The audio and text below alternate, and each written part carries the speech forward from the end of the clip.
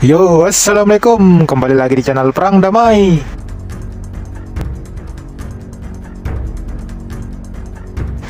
Di saat KTT G20 berlangsung, sejumlah media kenamaan tanah air tersedot perhatiannya oleh rudal yang jatuh di kawasan Polandia. Spekulasi pun berkembang bahwa itu adalah kiriman Vladimir Putin. Bahkan sejumlah media seperti CNBC terang-terangan sempat menulis rudal itu adalah kiriman Putin. Negara-negara penyokong utama Ukraina pun langsung mengadakan rapat darurat di Bali. Belakangan CNBC buat pembaruan ya, versi terbarunya bukan dari Rusia nih rudal.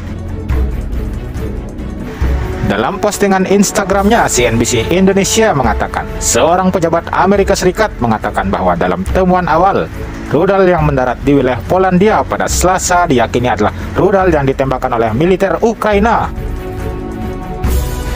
Nah lo, keburu banyak yang seuzon sama Pak Putin nih. Maafin ya Pak Putin, hei. Dalam keterangannya yang dimuat sejumlah media barat, ABC mengutip Associated Press, rudal itu disebutkan ditembak Kiev guna menghalau tembakan rudal dari Rusia. Oh, kalau begini berarti ini rudal pencegat ya sejatinya, tapi malah nyasar ke Polandia. Pada hari itu ada 85 rudal yang diluncurkan Rusia ke wilayah Ukraina. Namun belum ada keterangan lebih lanjut terkait insiden ledakan rudal di negara NATO tetangga Ukraina itu. Sebelumnya, Presiden Amerika Serikat Joe Biden mengatakan, informasi awal yang ia miliki menunjukkan rudal yang mendarat dan menewaskan warga di Polandia bukanlah berasal dari Rusia. Namun kondisi itu sudah cukup untuk membuat G7 melakukan pertemuan mendadak di Bali. Para pemimpin NATO dan negara-negara anggota G7 melakukan pertemuan darurat di Bali, Indonesia yang diadakan oleh Presiden Joe Biden atas adanya serangan roket yang saat awal diduga buatan Rusia ke wilayah Polandia. Perwakilan NATO diharapkan berkumpul di Brussel pada Rabu malam untuk pertemuan di bawah artikel 4 yang akan diaktifkan oleh Polandia. Joe Biden mengatakan bahwa ia dibangunkan dari tidurnya oleh staf di pagi hari dan diberitahu soal adanya ledakan di perbatasan Polandia. Langsung deh Pak Biden telepon Presiden Polandia, sebagaimana diberitakan independent.co.uk.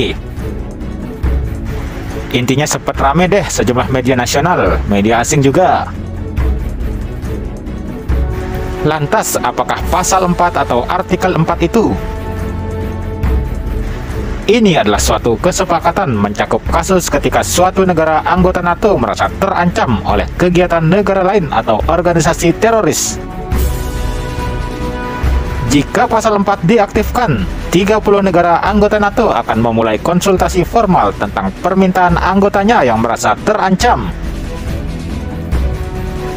Konsultasi itu kemudian akan membuat penilaian seberapa bahaya ancaman terhadap negara anggota NATO dan langkah apa yang bisa diambil NATO untuk menjawabnya. Keputusan kemudian akan diambil dengan suara bulat. Kalau keputusannya perang ya rame-rame deh keroyok Rusia. Untungnya Pak Biden cepat bilang ini bukan dari Rusia ya, malah dari Ukraina. Apa nggak jadi serang Ukraina gitu NATO-nya? Hei, maaf.